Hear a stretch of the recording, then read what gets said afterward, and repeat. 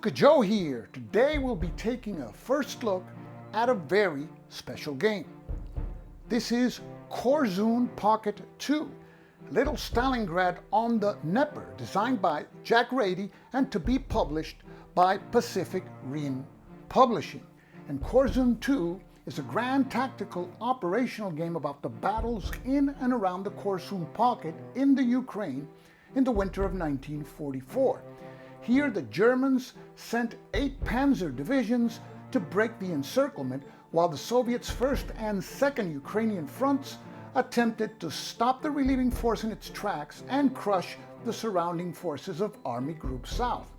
And this is an updated version of Jack Radey's original monster game, published in 1979 by People's War Games. This is a monster game in every sense of the word. 4 map sections, 2,400 counters with numerous player aids and order of battle setup cards. And this is an advanced copy that was sent to me by Pacific Rim Publishing, and I include a link to the game's page on their website in the description below. Today we'll be taking a look at the game components, and we will be providing some information about the game. And in the next video we will be setting the game up and taking a look at each of the German and Soviet formations represented in the game in their starting positions. But for now, let's take a look at what comes inside the box. The game includes 4 paper map sections, and we will be laying the map and showing you the entirety of the map on the table later during this video. The game also includes 12 counter sheets that come shrink wrapped, and each of the counter sheets has 200 counters. So let's open the shrink wrap and spread the counter sheets. And here we see all the counter sheets laid out, and the reason, of course, for the shrink wrap is that any slight movement will cause the counters to fall off their respective counter trees.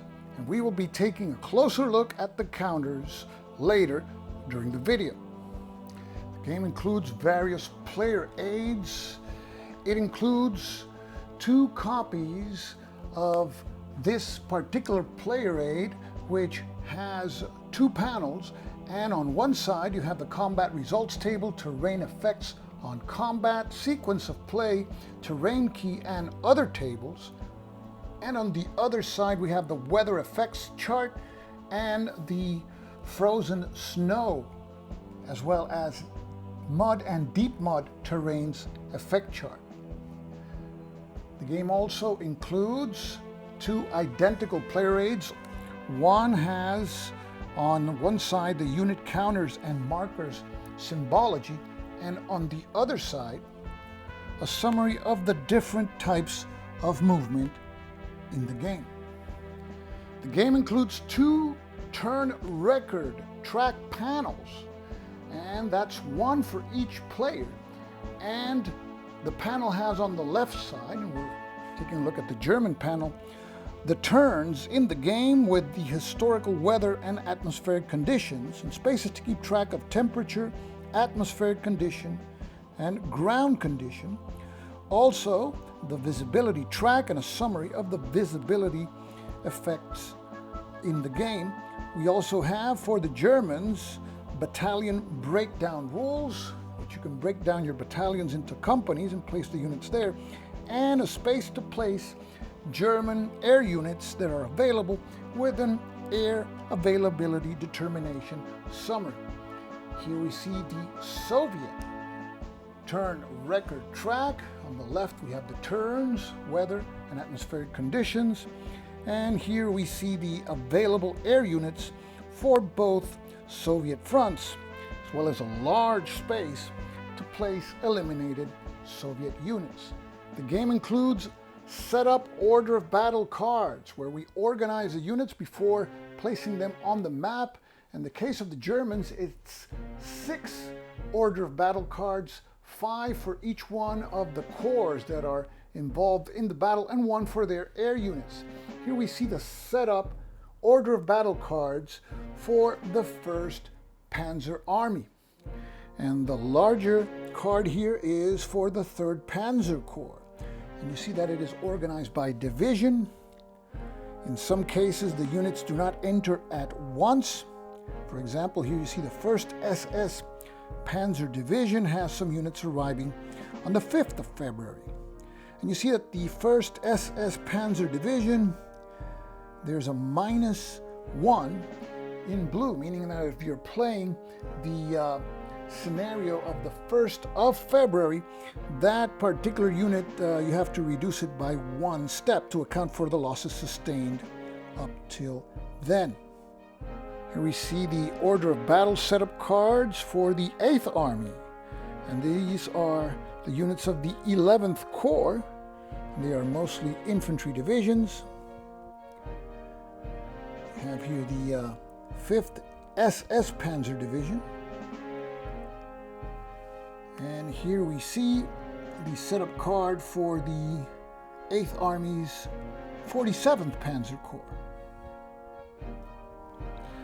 And here we see this small setup order of battle for the 8th Flieger Corps. These are the air units that will be participating in the game for the Germans. It includes fighters and bombers and Stukas, as well as transports. On the Soviet side, there are 10 order of battle displays. Here we see the displays for the 1st Ukrainian Front. We start with the Air Forces, and we see there the units of the 2nd Red Air Force. And there are additional units here that you see to the left. Here's the display for the 2nd Tank Army. Here we see an even larger display, and this is for the 40th Army.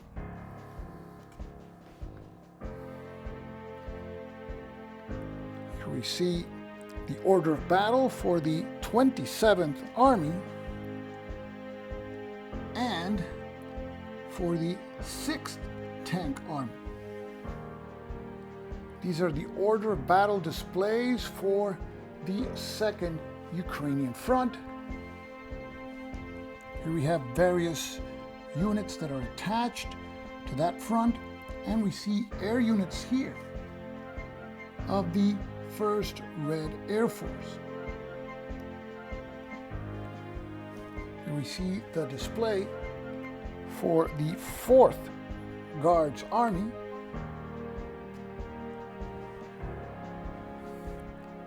the 52nd Army,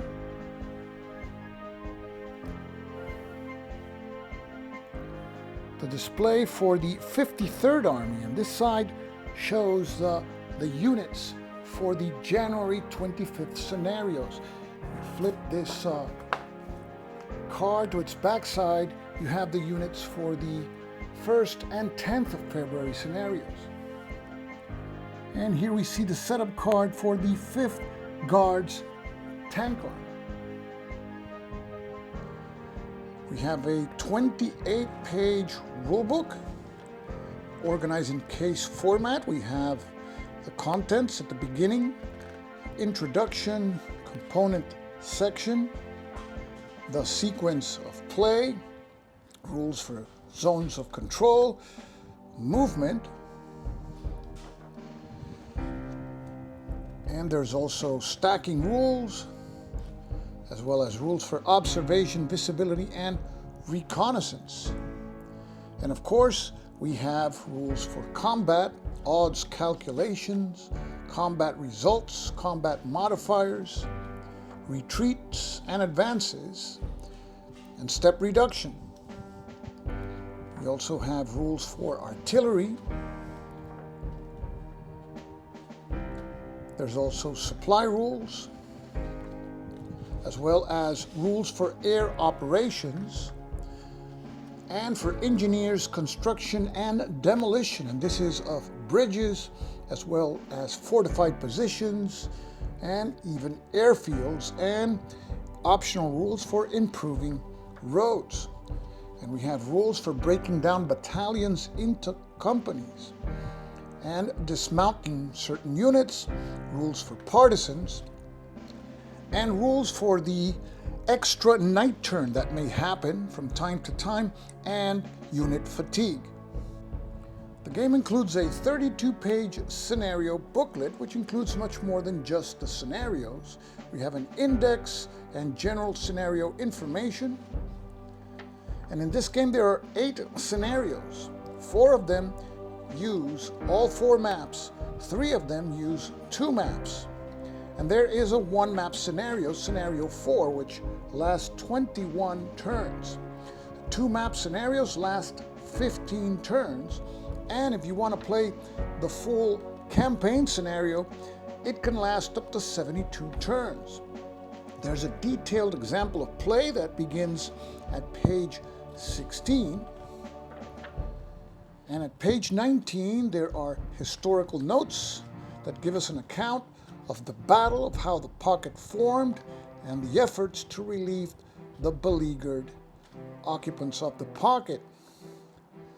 And we have at page 27 notes from the designer, notes to the players at page 29 with a historiography, and there's a bibliography at page 31. And finally, in the back of the booklet, there's a gratitude section where the designer, Jack Radey, gives thanks to people who inspired him to design this game and to produce the first edition and this second edition of the game.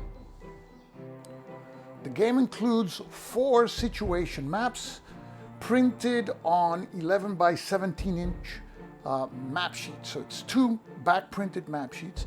This one is blank, that it only shows you the features of the map and no starting positions. But the back of this map has the starting positions of the units for January the 25th, which is the earliest date in which you can begin this game. Either you can play a scenario that begins on January 25th or the full campaign game.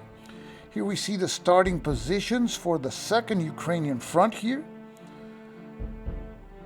And you see the 52nd Army, 4th Guard Army, 53rd Army, and 5th Guard Tank Army. And you see the German units that are facing this front.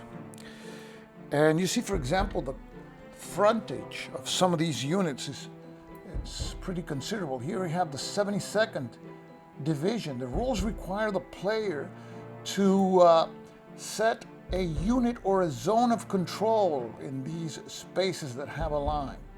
And the rules require that if the player does not have enough units to cover the whole front, you have to break down your battalion units into companies. So you can imagine some of these German divisions being spread out thin. Here we see the positions of the German 8th Army, specifically the 47th Panzer Corps here in the south. And this is the southeast portion of the map. You can see this whole area here that the Germans are defending.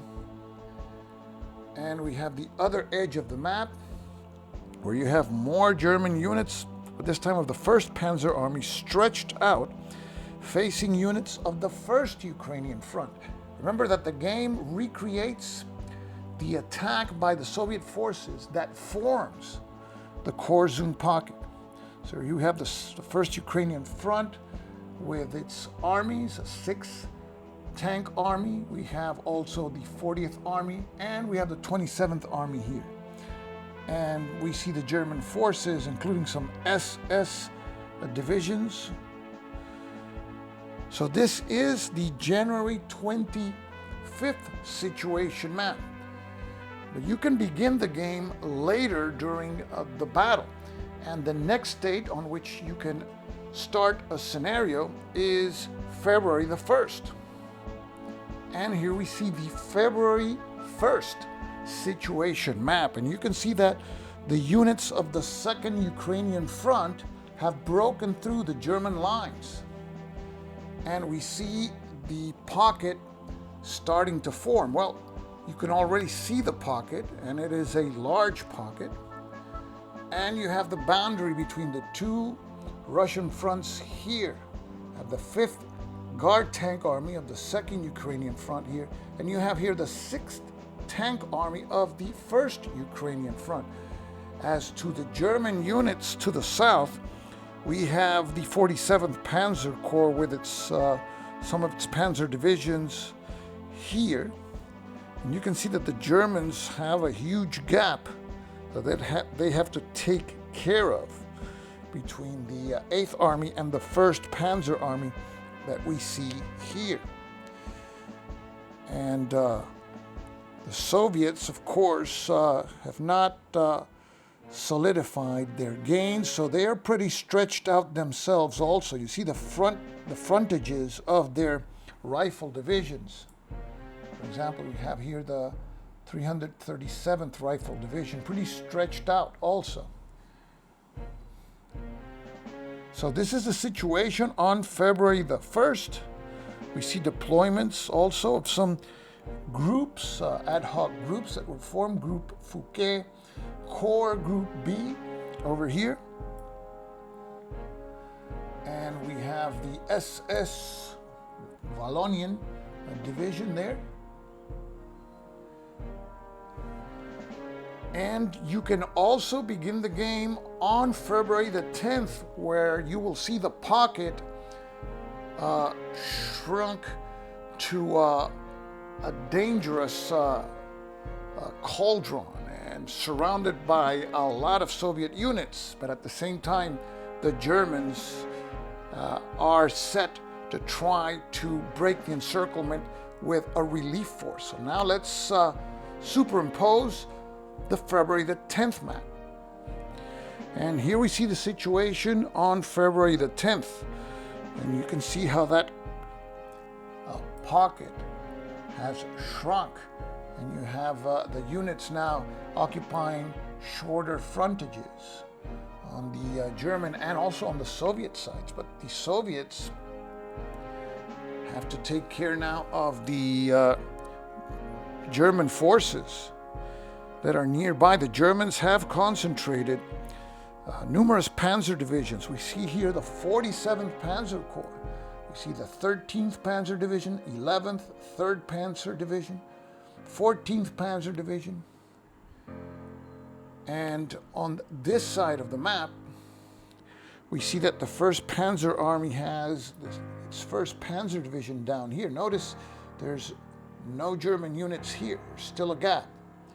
But the Germans have concentrated their 1st SS Panzer Division and 17th and 16th Panzer Divisions in this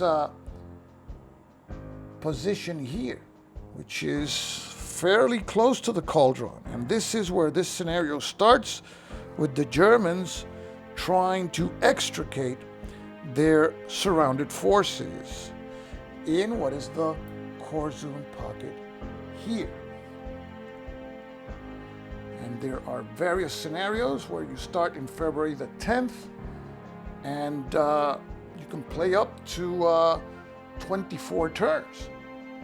see if the Germans are able to replicate what they did historically, which was to extricate most of the surrounded troops. Let's take a look at the counter sheets included with the game, a total of 12 counter sheets. Let's take a look first at the counter sheets with the Soviet units.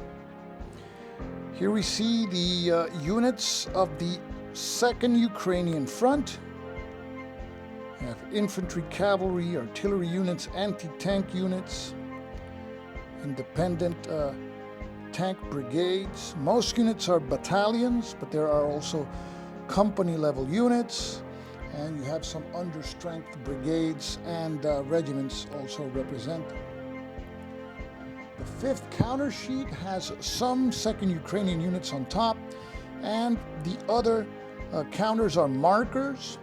The markers with the arrow and the two lines are used to denote artillery, which is in column, and the single arrow denotes a unit that is using column movement, which takes advantage of the roads in the game.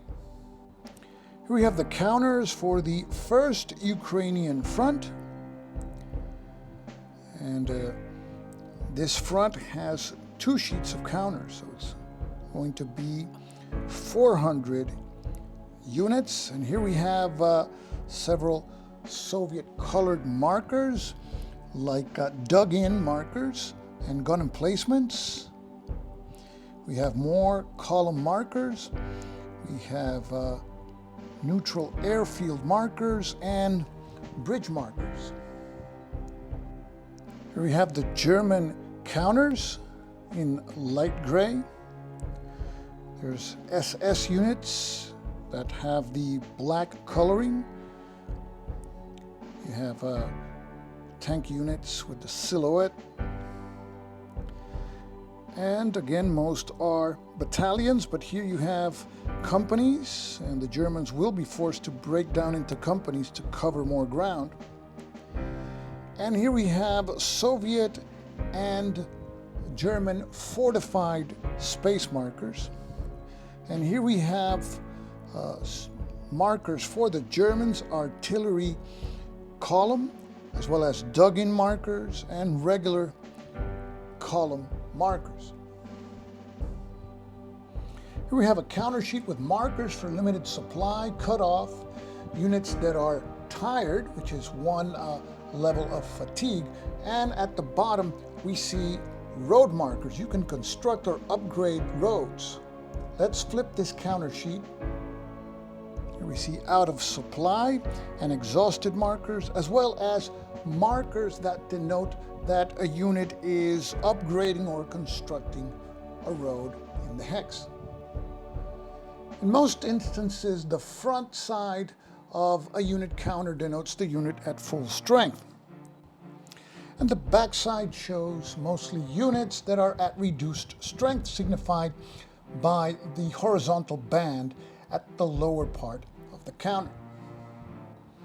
Before we take a look at all the maps set up, let's take a look at the terrain types. Prevalent is the empty or white colored hex, and the white coloring denotes the presence of snow on the ground. This is a battle that occurred during the winter of 1944.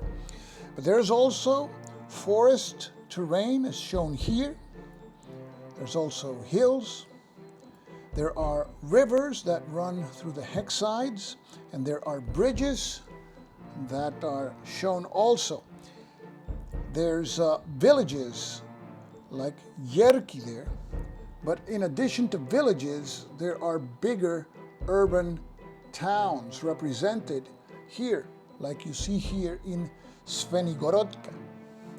There are two main types of roads. We have primary roads, like this one here, and we have the slower secondary roads, which are here in brown.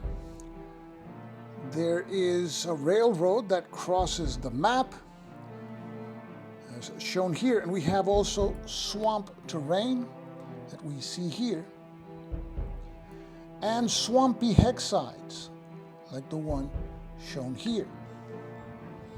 Here we see broken terrain, and some spaces have their sides with dark black lines, and these are fortified spaces, like the ones you see here around this village.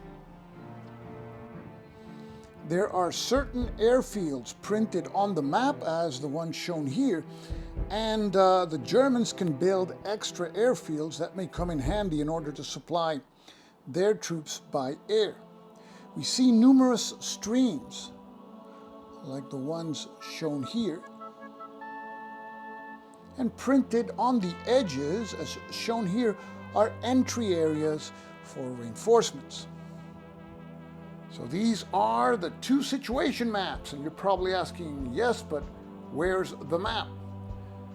And here are the 4 sections of the map set up on the table. And when you set up the map with overlapping, the map measures 63 inches long by 47.5 inches wide.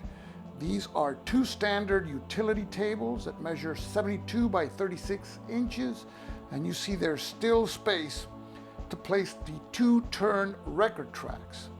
Now in the next video, I will be showing you the units set up for a particular scenario, and you will see them up close on the map. For now, I have to punch these 2,400 counters and probably clip them too. And I will be showing you in the video the units in their order of battle card, and then on the map in their respective starting areas. So that's coming up next in the next video of Korsun Pocket 2, Little Stalingrad on the Dnepr, a game designed by Jack Radey and to be published by Pacific Rim Publishing. And this is Stuka Joe, signing off for now. Thanks for watching.